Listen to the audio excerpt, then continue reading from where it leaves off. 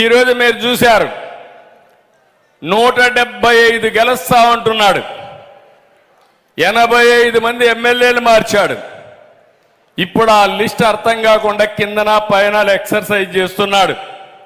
గందరగోళంలో పడిపోయాడు. ఎవడెక్కడ పోటీ చేస్తారో ఎవరెక్కడ పారిపోతారో ఆయనకే తెలియదు.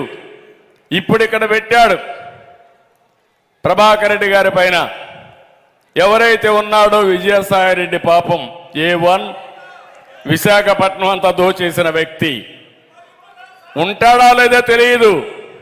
రేపెవరో తెలియదు, ఎల్లుండెవరో తెలియదు. అందుకే మీరు చూస్తే ఎక్కడికక్కడ ఇక్కడే ఒక నాయకుడు ఉన్నాడు. మొన్నటి వరకు ఎగిరిగిరి పడ్డాడు ఇక్కడ నెల్లూరు నడివీధుల్లో. అవునా కాదా అని మిమ్మల్ని అడుగుతున్నా. ఆయన మంత్రిగా ఉన్నప్పుడు ఒంటి మీద బట్టలు కూడా ఆగలేదు, కన్ను మిన్ను కానరాలేదు. మన కర్మ ఆయన కూడా మంత్రి అయిపోయాడు. మొన్న బదిలీలో ఒక్క తన్నుదంతే పక్క జిల్లా కాదు 3 జిల్లాలకు అవతల పోయి పడిపోయాడు. అవునా కాదా అని మిమ్మల్ని అడుగుతున్నా. ఒకప్పుడు అనేవాడు బుల్లెట్ దిగిందా లేదా నాడు డైలాగులు. ఇప్పుడు బుల్లెట్ కరెక్ట్ గా దిగింది. అవునా కాదా? రేపు దిగుతుంది. పల్నాడులో బుల్లెట్ కరెక్ట్ గా దిగి మళ్ళీ తిరుగు తపాలలో ఎక్కడికి వస్తాడు? ఎక్కడికి వస్తాడు? చెన్నై పోతాడు. అంటే ఈ రోజు ఉంది, రేపు ఉంది, ఎల్లుండుంది. కబద్దార్ జాగ్రత్తగా ఉండమని వైఎస్ఆర్ నాయకుల్ని హెచ్చరిస్తున్నా. 6 మంది ఎంపీలు ఆ పార్టీ వదిలేశారు. మా వల్ల కాదు, మేము పోటీ చేయమన్నారు. ఇంకో పక్క చూస్తే 10 మంది ఎమ్మెల్యేలు పారిపోయారు. 5-6 మంది ఎమ్మెల్సీలు 4 ఏళ్ళు 5 ఏళ్ళు ఎమ్మెల్సీలుగా ఉంటే ఈయనతో లాభం లేదు, ఈ రాష్ట్రం నాశనం అయిపోతా ఉంది, నా పదవి కంటే రాష్ట్ర భవిష్యత్తు ముఖ్యమని పార్టీకి రాజీనామా చేసి వచ్చే పరిస్థితి వచ్చేశారు. కందుకూరు సీటు ఇప్పటికి 3 సార్లు మార్చారు. ఇప్పుడు వచ్చిన ఆయన మళ్ళా ఉంటాడో లేదో నాకు తెలియదు. కనిగిరిలో చెత్త, కందుకూరులో బంగారం అవుతుందా తమ్ముళ్ళు? ఆడ చెత్త, ఇక్కడ బంగారం కానీ లేకపోతే సెంటు కానీ సువాసన వస్తుంది అనుకుంటున్నారు ప్రజలు మోసం చేయడానికి. ఈయన్నే కాదు, గంగాధర్ నెల్లూరులో 3 సార్లు మార్చేశారు. ఆయనైతే డిప్యూటీ సీఎం ఏకంగా. అలాంటి పదవి ఇచ్చిన వ్యక్తికే దిక్కులేదు సీటు. ఇంకో పక్క చూస్తే మంగళగిరిలో 3 సార్లు మార్చారు. ఇప్పుడు కూడా గ్యారంటీ లేదు, మళ్ళా మార్చచ్చు. ఇవన్నీ చూస్తా ఉంటే పాపం కార్యకర్తలు రోజు ఫ్లెక్సీలు వేసుకుంటున్నారు వాళ్ళ ఫోటోతో. మళ్ళా సాయంత్రానికి తీసేస్తే మళ్ళా ఫ్లెక్సీ మార్చేస్తున్నారు. అంటే ఫ్లెక్సీలు మార్చినంత సులభంగా క్యాండిడేట్లు మార్చేస్తున్నారంటే దేశ రాజకీయాల్లో ఎప్పుడన్నా చూశారా తమ్ముళ్ళు అని మిమ్మల్ని అడుగుతున్నా. ఇది రాజకీయమా అని మిమ్మల్ని అడుగుతున్నా. ఈ రాజకీయాల్ని మీరు ఆమోదిస్తారని ప్రజలను అడుగుతున్నా. ఇలాంటి వ్యక్తులు ఇప్పుడు మాట్లాడితే 175 గెలుస్తాడంట. వైనాట్ కుప్పం అంట. నేనన్నా 175, మా చెల్లెమ్మ చెప్తా గుండు 0. వైనాట్ పులివెందల.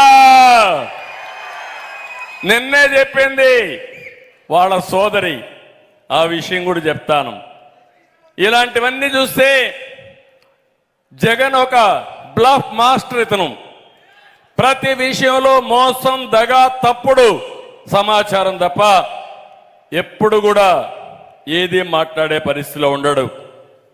మీరు ఒకసారి చూడండి, సిద్ధం మీటింగ్ అంటాడు, ప్రజలు నవ్వుకున్న లెక్క చేయకుండా ముందుకు పోతాడు.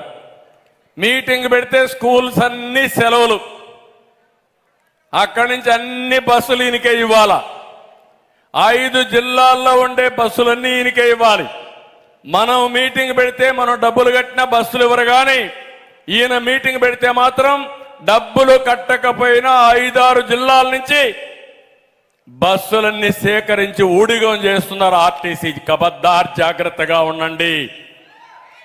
ఎందుకు ఇవ్వలేదో రేపు నువ్వు ఎక్స్ప్లెనేషన్ నాకు ఇచ్చే పరిస్థితిలో వస్తావు. 2 నెలలే, 40 రోజులే టైం. ఆ తర్వాత చెప్తా మీ కథ. అందరికీ చట్టం అందరికీ ఒకటే. కొంతమందికి చుట్టంగా మారితే ఆ చుట్టంగా మార్చిన వాళ్ళని చట్ట వ్యతిరేక శక్తులుగా మా తమ్ముళ్ళు చెప్తున్నారు సంఖ్యలు వేయాలని. ఇంకో పక్క ఈయన వస్తే సిద్ధం అంటే మనందరం ఇళ్ళలో అరెస్ట్ చేసేయాల్సింది. ప్రతిపక్ష నాయకులందరినీ అరెస్టులు, డాక్రా సంఘాలని, అంగన్వాడీని భయపెట్టి బెదిరించి మీటింగ్లకు తరలించడం. కొన్ని మీటింగ్లు నేను చూశాను. ఆ మీటింగ్ చుట్టూరు గేట్లన్నీ క్లోజ్ చేసి పోలీసులు కాపలా, ఎవరు పారిపోకుండా. కొన్ని ఇక్కడ కందకాలు దువ్వేసి దూకి పారిపోతారని దూకనేయకుండా కందకాలు దువ్వేసి కూర్చుంటున్నారు. ఇంకో పక్క ఈయన వస్తే హెలికాప్టర్ పైన తిరిగితే కిందనంతా కూడా రోడ్లన్నీ బ్లాక్ అయిపోతాయి. పైన తిరిగితే కింద ఎందుకు వస్తాయో నాకైతే అర్థం కావడంలా. ఆయన పైన తిరుగుతాడు, కిందన చెట్లన్నీ నరికేస్తారు. ఏమంటారు తమ్ముళ్ళు ఇలాంటి వాళ్ళని? 14 ఏళ్ళు నేను సీఎంగా ఉన్నా, ఎప్పుడు నేను చేయలేదే ఈ పనులు, ఎప్పుడన్నా చేశానా అని మిమ్మల్ని అడుగుతున్నా. ఎన్ని వందల సార్లు నెల్లూరుకు వచ్చాను, నేను వచ్చానా లేదా? ఎప్పుడన్నా జరిగిందా ఇది? ఎక్కడికి పోతున్నాడో మనకే అర్థం కావడంలా. మొన్నే మీరు చూస్తే ఊరికొక సైకోను తయారు చేశారు. వాళ్ళకు గంజాయి ఇవ్వడం మొదలు పెట్టారు. ఇంకా గంజాయి ఇస్తే ఎట్లుంటాడో ఆ సైకో మీకే అర్థమవుతుంది. మొన్ననే పాపం మంత్రి సోమిరెడ్డి చంద్రమోహన్ రెడ్డి పైన మనుబోలు మండలంలో ఏకంగా గడ్డపారతో దాడి చేశారు ఆయన పైన. అంటే నాకు అనిపిస్తుంది వీళ్ళు ఏమనుకుంటున్నారు? మీ విచ్చలబెడితనం, మీ విధ్వంసం, మీ యొక్క అహంభావం. నేను ఒకటే చెప్తున్నా, తెలుగుదేశం పార్టీకి ప్రజాస్వామ్యం పైన నమ్మకం ఉంది, కానీ రౌడీలు గూండాలు, అది కూడా రాజకీయ రౌడీలు గూండాలని ఒక్క నిమిషంలో అణిచేసే శక్తి తెలుగుదేశం పార్టీకి ఉంది. అది మీరు గుర్తుపెట్టుకోవాల్సిన అవసరం ఉంది. ఒకటి అడుగుతున్నా, ఇప్పటికైనా చెప్పమని. ఓ కిల్డ్ బాబాయ్, ఓ కిల్డ్ బాబాయ్, ఓ కిల్డ్ బాబాయ్. నేను అడగల, మొన్న నేను అడిగా. నిన్న ఆయన కూతురు అడిగింది, అవునా కాదా? నీ సోదరి ఒక మాట అడిగింది, పాలకులకు పరిపాలించే అర్హత లేదండి.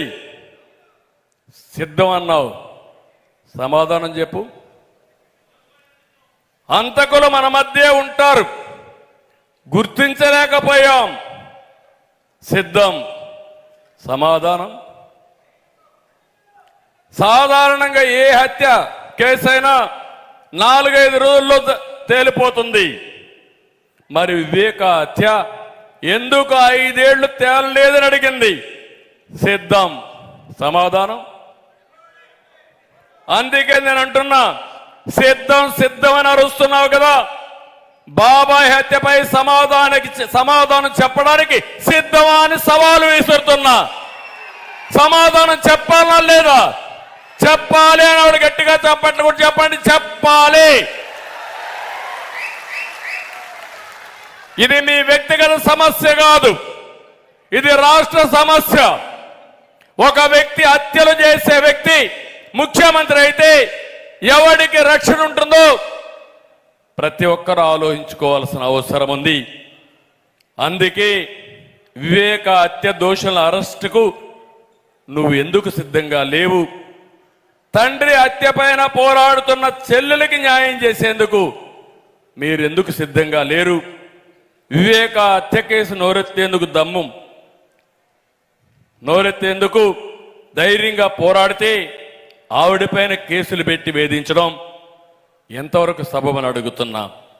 నారాసుర రక్త చరిత్ర ఆ రోజు జ్ఞాపకం ఉందా మీకు? హత్య జరుగుతానే మొట్టమొదటిసారిగా చెప్పింది ఆయన గుండెపోటుతో చనిపోయాడని చెప్పిన వ్యక్తి ఇక్కడ వస్తున్నాడు. ఇప్పుడు ఇక్కడికి రేపు అడగండి మీరంతా, నువ్వు చెప్పావా లేదా ఆ రోజు గుండెపోటని? అది గొడ్డలి పోటని తేలింది. గుండెపోటని ఎట్ట చెప్పావు అంటే ముందుగానే ఆ కుట్రలో ఈయన కూడా భాగస్వామ్యమని ఈజీగా అర్థమయ్యే పరిస్థితికి వచ్చింది. ఇంకో పక్క మీరు ఒకటి అడుగుతున్నాను, ఇంకొక చెల్లెలు షర్మిల పరిస్థితి ఏం తమ్ముళ్ళు? ఆవిడ చూశారు, పాపం ఆవిడకి ఆస్తిలో వాటా ఇవ్వాల, ప్యాలెస్ రాజకీయాలు జరిగాయి. ఇంకో పక్క ఆవిడ కూడా ఇప్పుడు ఒక పార్టీలో చేరింది, ఒక పార్టీ అధ్యక్షురాలు. నేనేం మాట్లాడను. వాళ్ళ అన్నపై నుండే కోపంతో ఆవిడ మనల్ని కూడా విమర్శిస్తూ ఉంది. నాకేం బాధ లేదు, మీరు విమర్శిస్తే నేను సమాధానం చెప్పుకునే సమర్థత మాకుంది, తెలుగుదేశం పార్టీకి ఉంది. ఆ విషయం ఆవిడ కూడా గుర్తుపెట్టుకోవాలి. కానీ ఇక్కడ మీరు చూస్తే సొంత చెల్లెల్ని ఎన్నికల ముందు పాదయాత్ర చేపించి ఊరూరు తిప్పి ఎట్లా ఉపయోగించుకున్నాడో మీరు చూశారు. అంటే టిష్యూ పేపర్ బాత్రూమ్ల మారిగా వాడుకొని ఈ అమ్మాయి ఆ టిష్యూ పేపర్ బారేసినట్టు ఇప్పుడు చెల్లెలు వదిలేసే పరిస్థితికి వచ్చాడు. ఏమి న్యాయమో నాకైతే అర్థం కాలేదు. అందరితో పర్వాలేదు, కుటుంబాల్లో తగరాదులు వస్తాయి, నేను ఎక్కడ తప్పుపట్టను. కుటుంబాల్లో తగరాదు వచ్చినా మీరు ఒక్క విషయం గుర్తుపెట్టుకోవాలి, సోషల్ మీడియాలో ఆవిడ నీ పైన పోరాడుతుందని ఆమె పుట్టిక పైన కూడా నీచంగా మాట్లాడావు. నీ సోదరి, నీ తల్లి, ఒక తల్లి ఒక మగబిడ్డనే ఒక ఆడబిడ్డను ఇచ్చేస్తే నీ సొంత చెల్లి ఎక్కడ ఆవిడ పుట్టుకను కూడా నీచంగా చిత్రీకరిస్తా ఉంటే నీ తల్లికి అవమానం కాదా? నీ కన్న తల్లికి అవమానం కాదా? కనీసం ఖండం చేశారా మీరు? సరే, నన్ను తిట్టాడు, పవన్ కళ్యాణ్ తిట్టాడు, మన ఆడవాళ్ళు తిట్టారు. కడాన పవన్ కళ్యాణ్ అన్నాడు, ఒకటే మాట అన్నాడు భరించలేక మొన్న మీటింగ్లో, అవునయ్యా నాకు 3 పెళ్ళాలు ఉన్నారు, నువ్వు 4వ పెళ్ళాగా రమ్మన్నాడు. దాంతో వీళ్ళు పీక్కుంటున్నారు, ఏం చేయాలో అర్థం కాకుండా. కనీస సాంప్రదాయాలు రాజకీయాల్లో విలువలు లేవా అని అడుగుతున్నా. అంటే ఇంత దగాకోరు రాజకీయాలు, నీచమైన రాజకీయాలు, ఇవన్నీ చూస్తే చాలా బాధేస్తుంది. అందుకనే మీరందరూ కూడా గుర్తుపెట్టుకోవాల్సింది, ఒక నేరస్తులు, నేర స్వభావం ఉండే వ్యక్తులు అధికారాన్ని వ్యాపారంగా చేసుకుని డబ్బులే ప్రధానంగా ఆలోచించి ఎలాంటి నీచానికైనా కానీ చేస్తే ఇలాంటివే జరుగుతాయి. ఈ విషయం మీరు గుర్తుపెట్టుకోవాల్సిన అవసరం ఉంది.